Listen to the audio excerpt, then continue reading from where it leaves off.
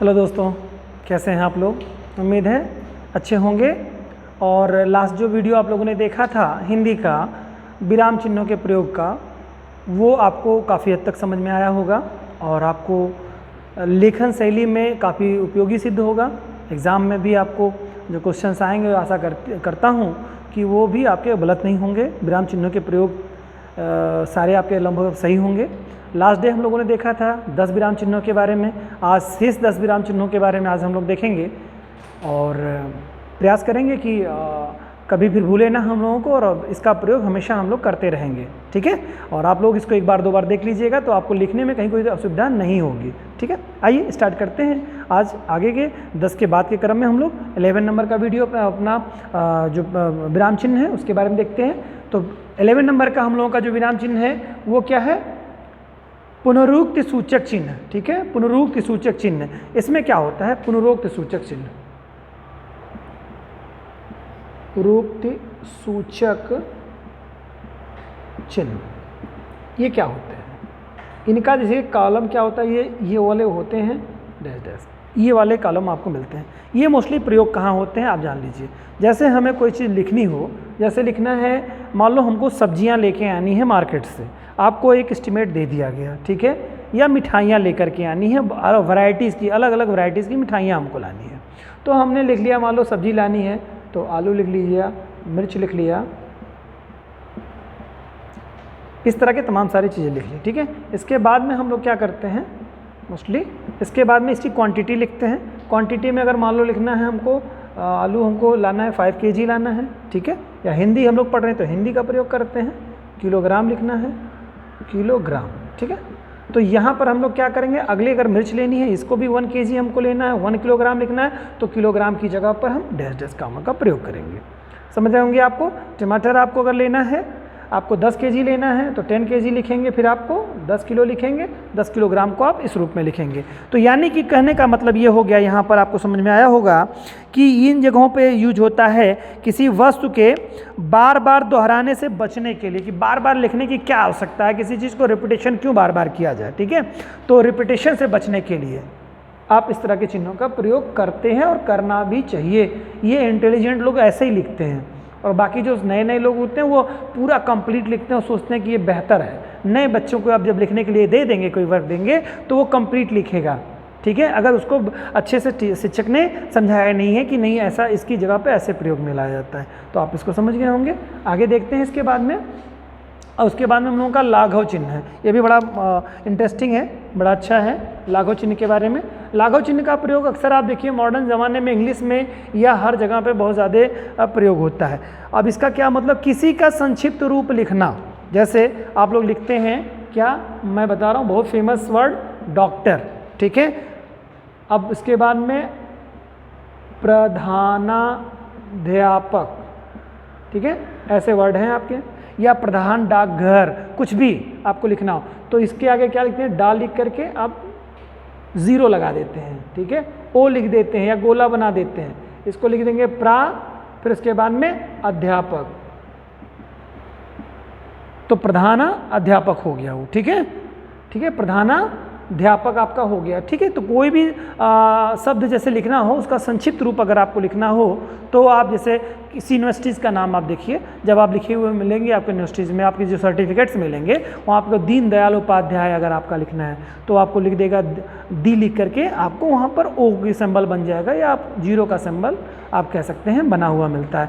तो वही जो सिंबल है, वही जो लिखने की जो चिन्ह है, उस चिन्ह को लाघव चिन्ह के नाम से जाना जाता है। ठीक है, उम्मीद है आप समझे होंगे।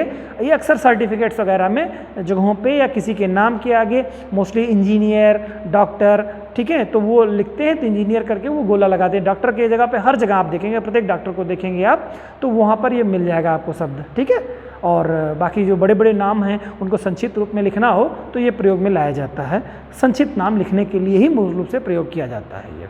ठीक है, समझने से आप समझ जाएंगे कि कौन सा क्या है शब्द आ रहा है।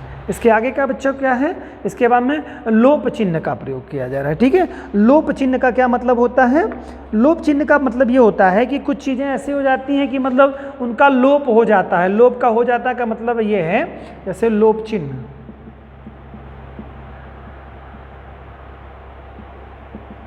लोप चिन्ह। अब लोप चिन्ह है, मान लो कोई स्टेटमेंट आप लिख रहे हैं, ठीक है, कोई स्टेटमेंट लिख रहे हैं और उस स्टेटमेंट में, ठीक है, उस स्टेटमेंट में आपको लिखना है और बहुत सारी चीज़ें बतानी है। जैसे लेखक ने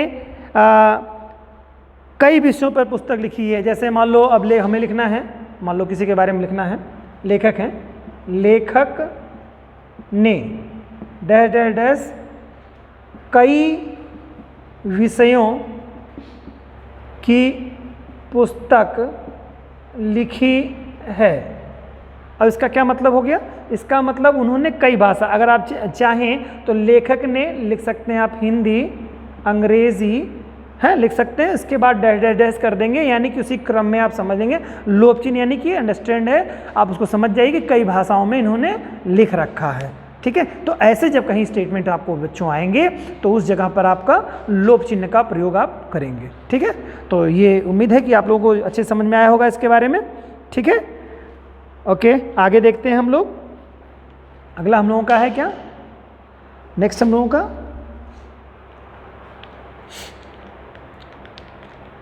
पाद चिन्ह करके है। पाद चिन्ह, ये पाद चिन्ह क्या होता है? देखिए, किसी चीज़ को जब हाईलाइट करना होता है, पाद चिन्ह का क्या मतलब है? पाद चिन्ह का मतलब है जब किसी को हाईलाइट करना हो, किसी चीज़ को बताना हो आपको, ठीक है, उसको विशेष तरजीह देनी हो तो उसके नीचे आपको लिखना होता है, ठीक है।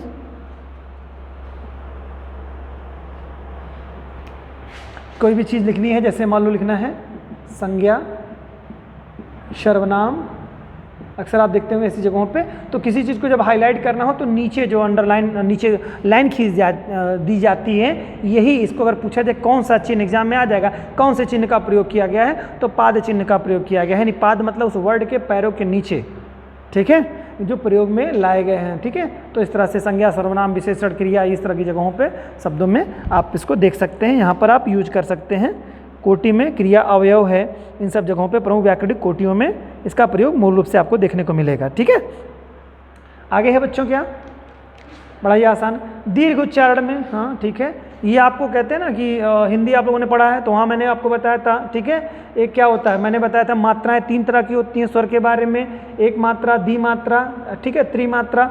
मतलब त्रिमात्रा मतलब एक ये ऐसे हो जाएगा, तो मतलब अगर हम यहाँ पे मिल लिए तो इसको हम करेंगे, ये 1 मात्रा है, ये 2 मात्रा है और ये 3 मात्रा है, ठीक है। और मान लो कई मात्रा, जैसे मान लो ये प्रयोग में कहाँ लाया जाता है, जैसे कोई भी शब्द आप देखेंगे तो किसी को मूल रूप से आपको किसी को बुलाना अगर हो, ठीक है, किसी को बुलाना हो, जैसे बोला हे प्रभु, हे भगवान, हे राम, ठीक है, कुछ करना हो ना, हे प्रभु, अक्सर लोग बोलते हैं ना, जब आप लोग भी वृद्ध हो जाएंगे तो बोलेंगे, तो ऐसे ऐसे हे प्रभु जो शब्द हो जाते हैं ना, हे प्रभु, वो ऐसे क्या होता है, उसको हम लोग करेंगे, जैसे मैं कह रहा हूँ हे प्रभु, तो ऐसे थोड़ा कोई बोलता है, ऐसे बोलता है क्या?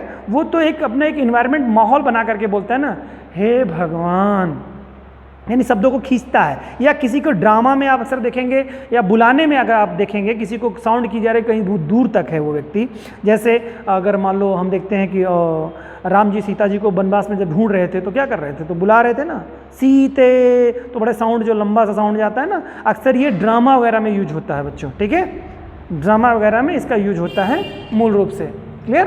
तो ये हो जाते हैं दीर्घ मात्राएं आपकी हो गई, ठीक है। इसी को ही आप क्या कह सकते हैं, आप दीर्घ उच्चारण चिन्ह कहते हैं इसको, ठीक है, ओके, दीर्घ उच्चारण चिन्ह हो गया आपका। देन इसके बाद में आपका क्या है, ठीक है, पाद चिन्ह इसके बाद में, ठीक है।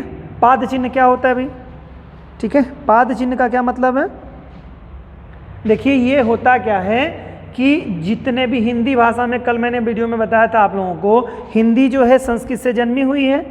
कहाँ से जन्मी हुई है? संस्कृत से जन्मी हुई है। तो हिंदी जो है कहाँ से जन्मी है, मैं बता दूं थोड़ा सा,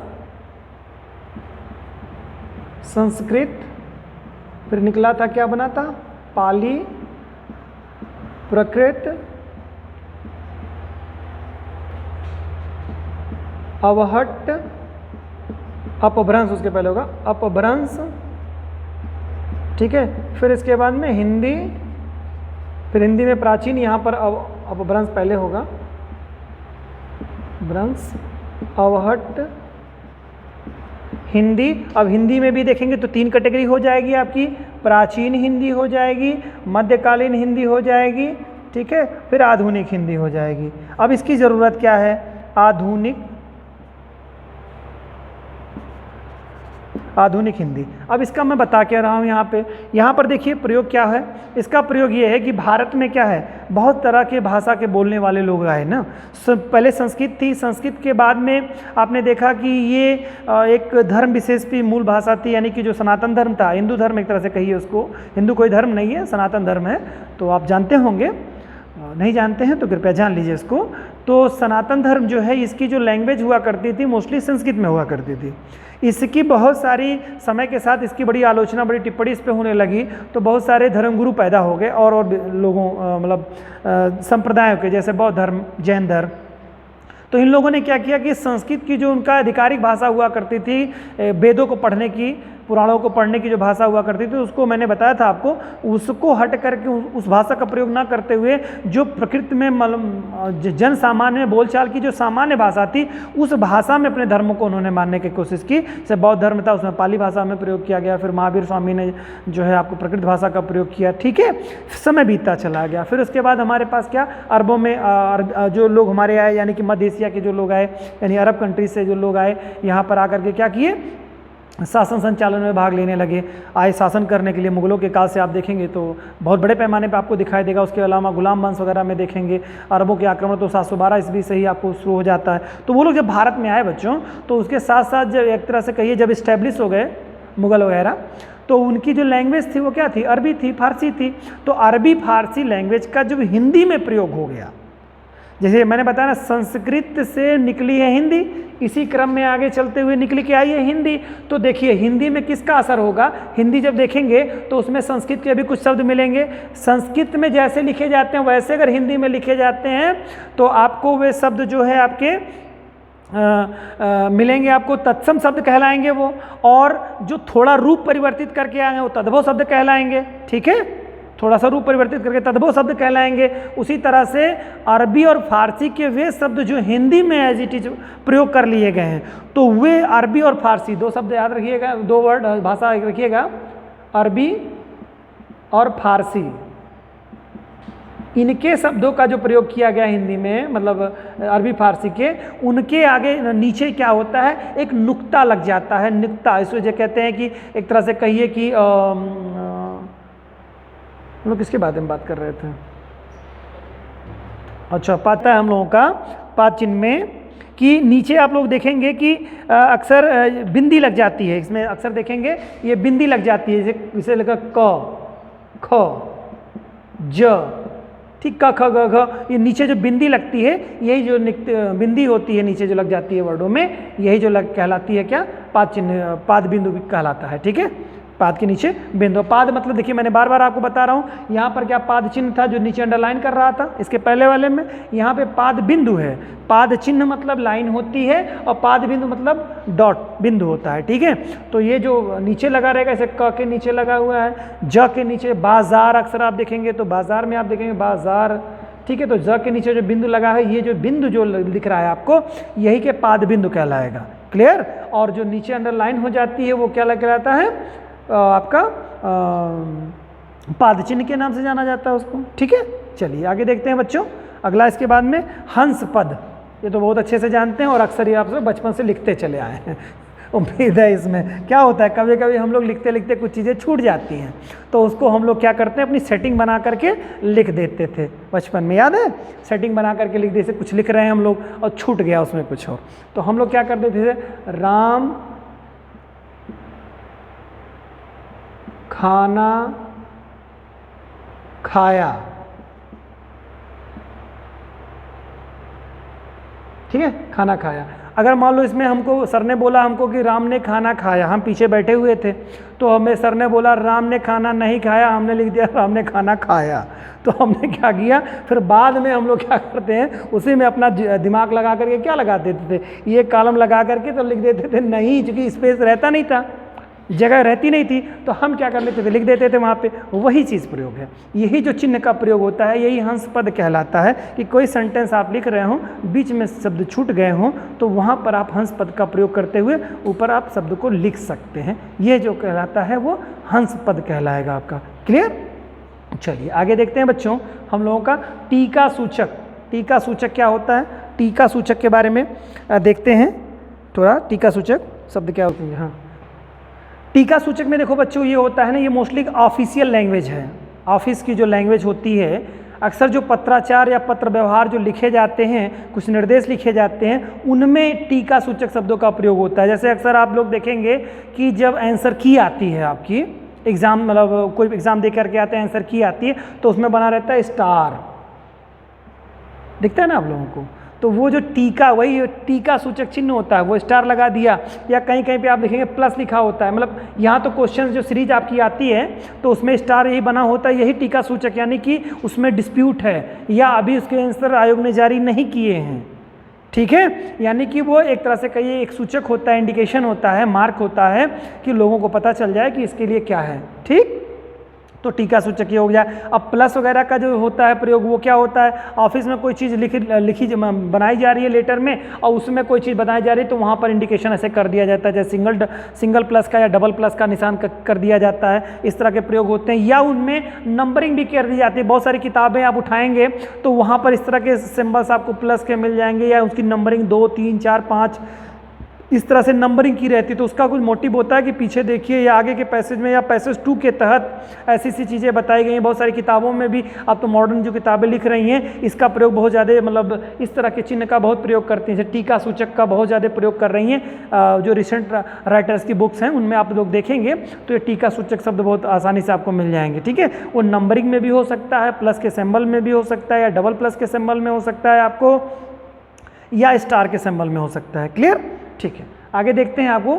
इसके बाद में तुल्यता सूचक है। अब तुल्यता सूचक तो बड़ा इजी है भाई। तुल्यता मतलब बराबर के सेंस में। ये कहाँ प्रयोग होता है? मैथमेटिक्स में भी प्रयोग होता है और किसी भी शब्द के लिखने में भी आपका इसका प्रयोग आपको तुल्यता सूचक के, यानी उसके बराबर। जैसे क्या होता है, जैसे धरा बराबर क्या होगा? पृथ्वी। जैसे क्या? ठीक है, मान लो लिखना है हमको धरा, धरा तो इसका मतलब क्या हो गया? पृथ्वी होता है ना। जैसे इसका बराबर लिखते हैं, जैसे किसी लगभग उसी के इक्विवेलेंट।